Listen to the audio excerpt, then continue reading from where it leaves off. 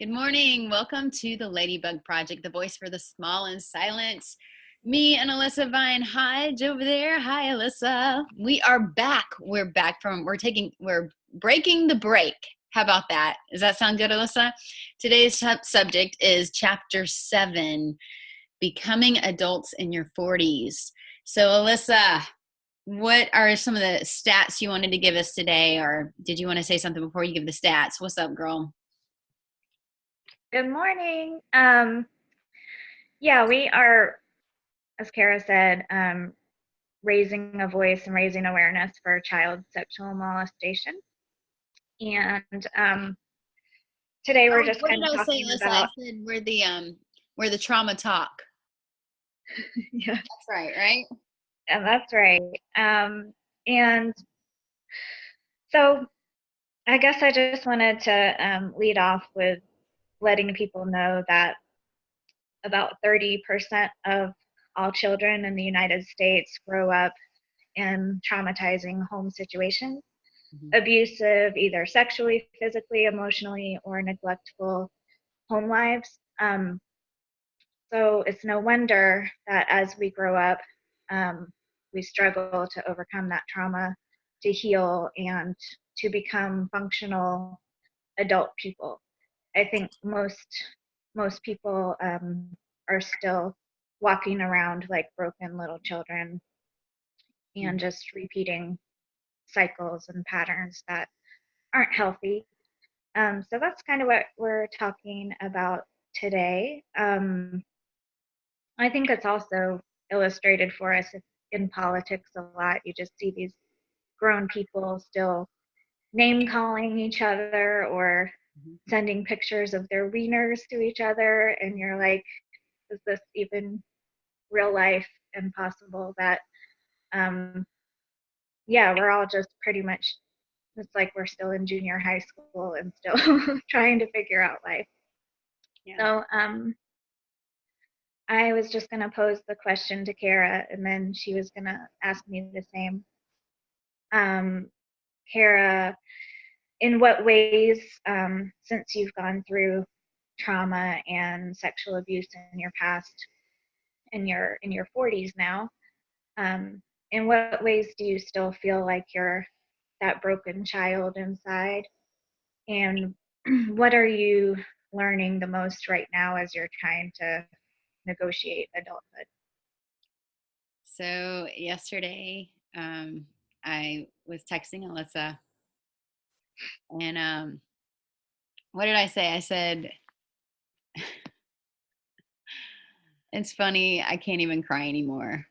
And she was like, "What do you mean?" I'm like, you know, I just I hear these lies in my head that or you're used to, like, you train yourself to believe the things that you've been pretty much told your whole life. Or I think for me it's the fact that, okay, I'm super creative.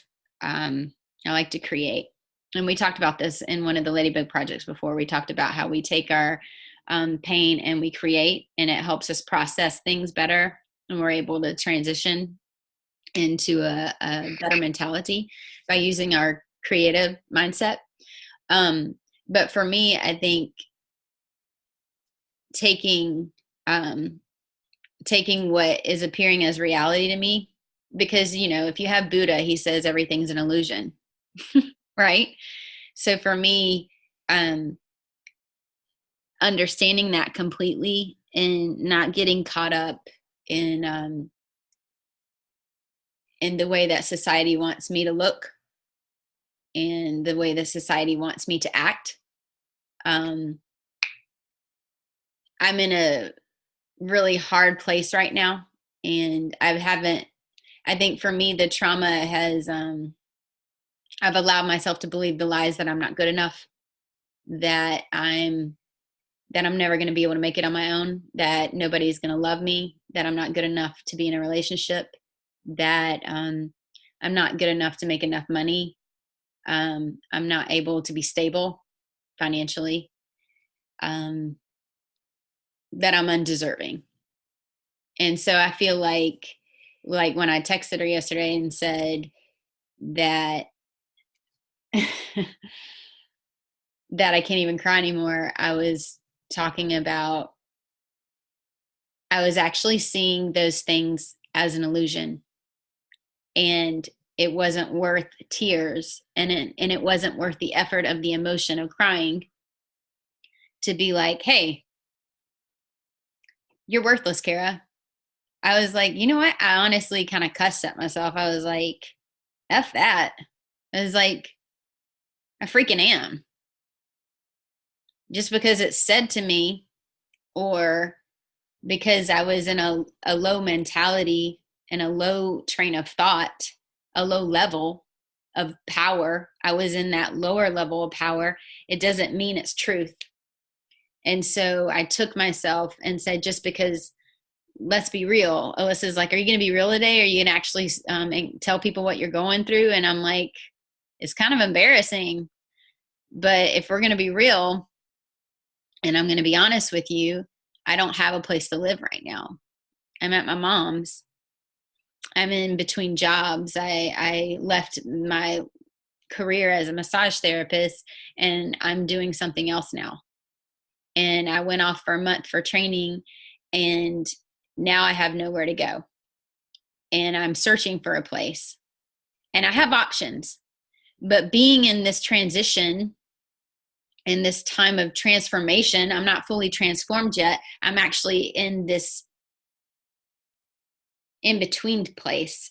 And I can either take this silly low level of thought where I'm saying, what's going to happen? Where am I going to go? What am I going to do? I don't deserve it. And saying, you know what? I'm taking myself out of the situation. I've said this before. You take yourself out of it. And I'm like, it's not worth me going on this downward spiral of that thought, and to look at it, to step out and be like, I went to the ocean yesterday when I was texting Alyssa this, and this, I was looking back at myself and I was like, this isn't worth that. Seeing myself that way is not worth it. What is that going to get me? It's just going to get me into a trouble mindset, and a shameful mindset. And it's taken people like Alyssa, and taken other people in my life. Like somebody said yesterday, I'm wrapping this up, Alyssa.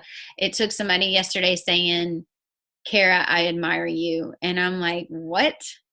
You admire me? The homeless Kara right now? You admire Kara, who is like got all her crap in her car and is like, I'm sleeping, I might have to sleep in my car. I was like, why would you admire me?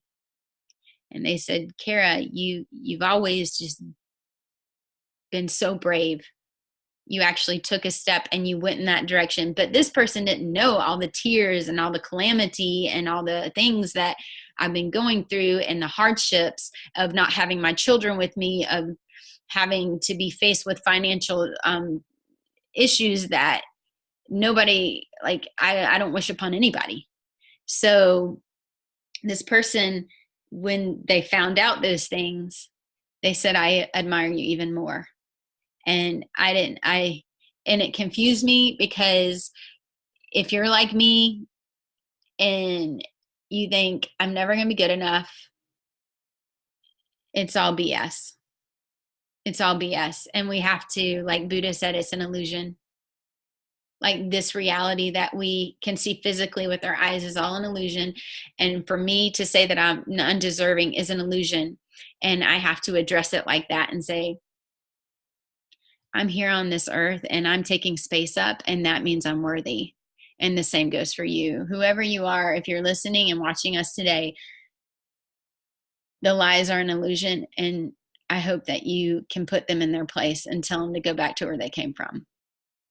Because those lies are undeserving, and what's deserving is you. And we have to transition us from that low level mentality, that low power. We have to transform it. We have to transition and transform into a higher place of power, into your power. We have to step into the power that we were born with. The one, I've said this before, when you were born into this world, you let out a cry that was so powerful, saying, I'm here, Mother Earth. When you came out of your mother's womb and you let that first cry out, you're like, I'm here. And that's the roar that we need, the daily roar. And that will encourage others to step into their roar and knowing you're worth it. That was a little long-winded. Sorry. I'm going to sit back and eat my blueberries. Boom, tables turn, Alyssa. Are you there? I can't hear you. Hold on. I'm going to unmute you. You got yourself on mute. Okay, I'm stepping into my roar now. Can you hear me? Yes. Now it's your turn. Okay, I unmuted myself. Sorry about that. That was really good, Kara. Thank you. And I guess my circumstances right now look totally different. And sometimes I've had friends say to me, other friends who have gone through a lot of trauma, tell me, like, how can you do what you do, Alyssa? Like, you've managed to find a beautiful relationship and marriage, and you can hold a job, and you have a business with your husband, and you have all these things that like are stable and appear like success to the world. And um, my face to a lot of people doesn't look like someone who really struggles with mental illness or trauma. Um, and I said, well, it may be that way, but do you really want to know? I still feel like a broken child, and people don't see it, but like every single day when I wake up, I have to face the lies like Kara talked about. And the lies for me are that the way abuse affected me, a lot of people, it damages the way they look at relationships, so they can't even find or get into a relationship. I managed to get into a relationship, but the way that it affects me is I am terrified of the person that I love. Um, and it takes a lot of courage for me every day just to walk into the room that he's in and to say what I'm thinking. And it can be the most basic thought, like, I want to go away for the weekend, or I don't agree with something you said yesterday, or I actually like eating junk food and you don't. It can be anything of the, that seems so simple to people, but all of those things put me back in that child frame of mind. Like, he has the lie is that he holds this power. I I deserve to be punished.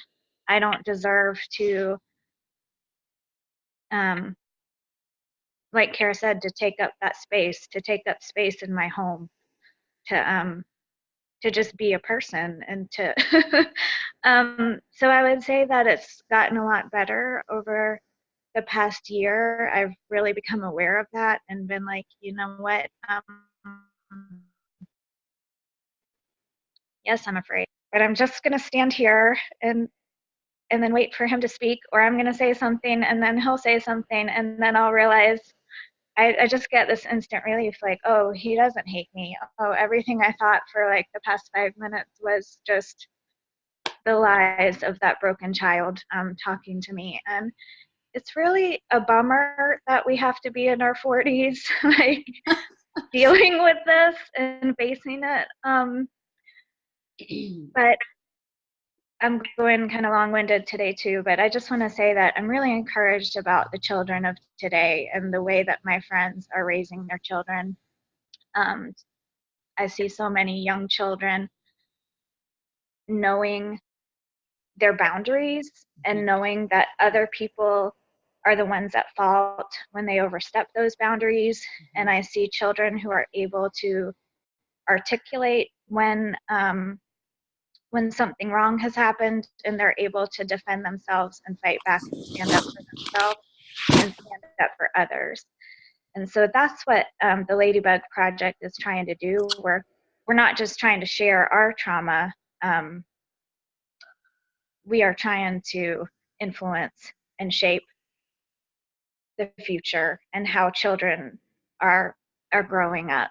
And to say that, hey, if you're 40 like us, or 50 or 60 or 70, and you're dealing with any of these things, like, we can heal together and we can encourage a brighter future for those growing up.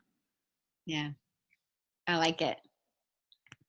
So the reason I think we put chapter 7 right here, because a lot of times people have to file bankruptcy in chapter 7, and maybe not, what is it, chapter 13 and chapter 7. Chapter 13 is like when you're having to make payments and you pay everything off eventually, like in 5-10 years.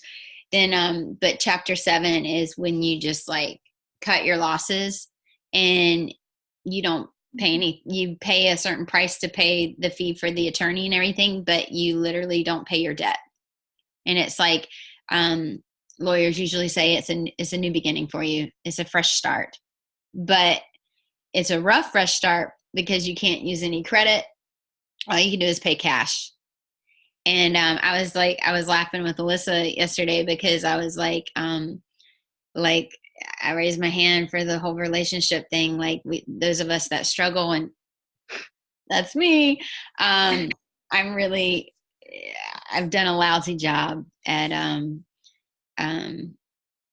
picking people to hang out with when it comes to relationships and relationships, because I was like, I just get really burned, and I guess there's people with ulterior motives that they don't tell you in the beginning, and they want to kind of use you for their fun, but not considerate of your emotions, who you are as a person.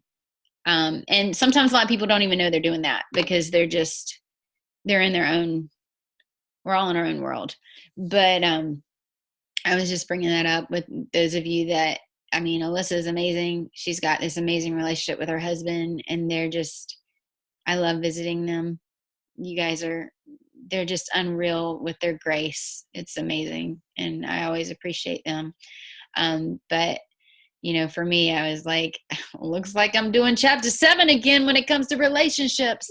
So just cutting my losses, and realizing when somebody like said something, I was like, wait a second, they are not for me. So just seeing those red flags is always good. So we're going to end with this quote, unless you had one other thing you wanted to say, Alyssa. I don't think so. Okay. Caroline Myss is an amazing writer and speaker, and she wrote this book called Transforming Trauma. And this is where I got this quote from. It says, "We destroy what we cannot command and invade what we do not understand." Let me read that again.